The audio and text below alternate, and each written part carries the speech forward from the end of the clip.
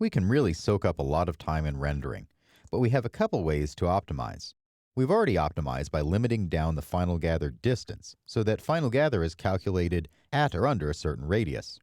There's one more trick though, caching the final gather, which can really help in some situations. In this scene, in camera 2, we have a limited camera motion.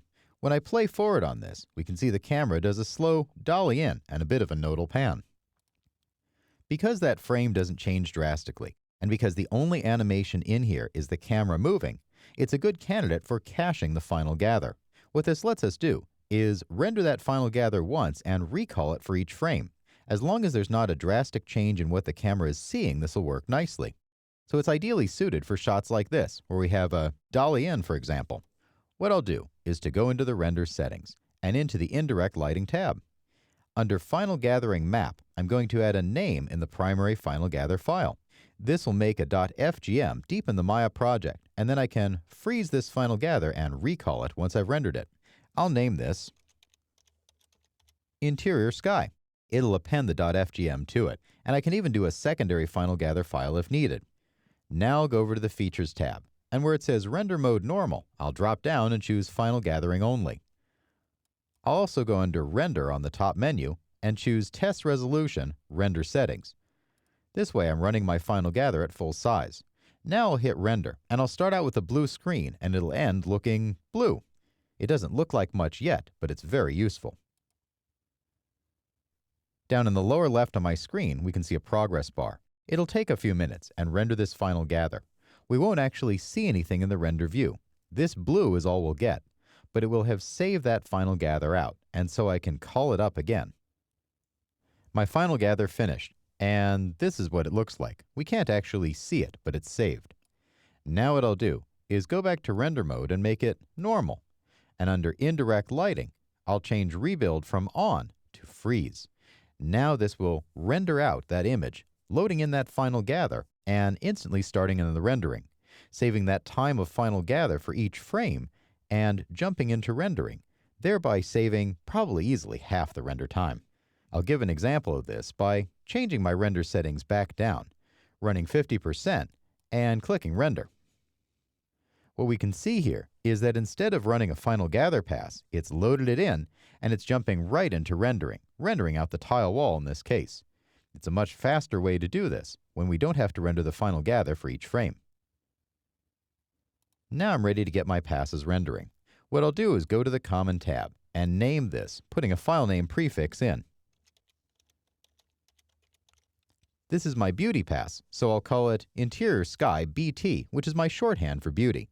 I've got my color management on. I had set my textures as Rec 709, and I'm outputting 709 for high definition TV. I'll put my frame padding up at 3, and put my end frame at 72. I'll scroll down and make sure it's rendering from the right camera. This is one that gets overlooked, and I too have rendered from a top view or perspective occasionally.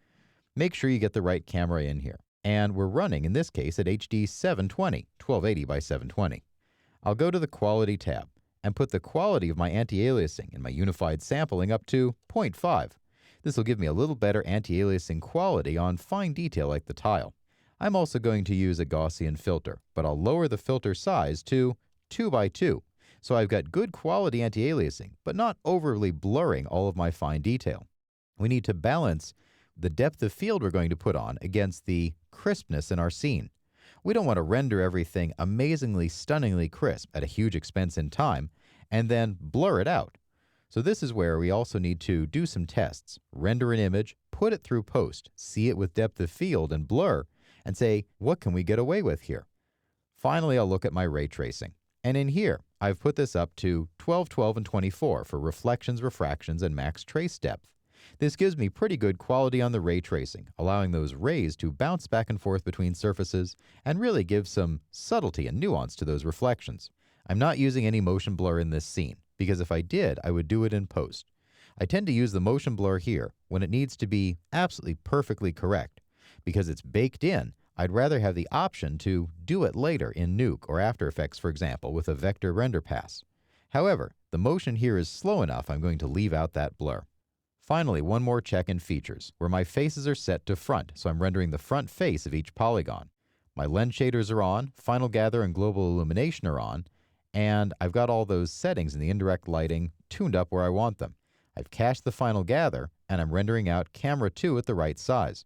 I've got the frame range in, name number dot extension, and rendering out as an IFF image. Now go to Render, Test Resolution, make sure it's on Render Settings, and one more time under Render to Batch Render.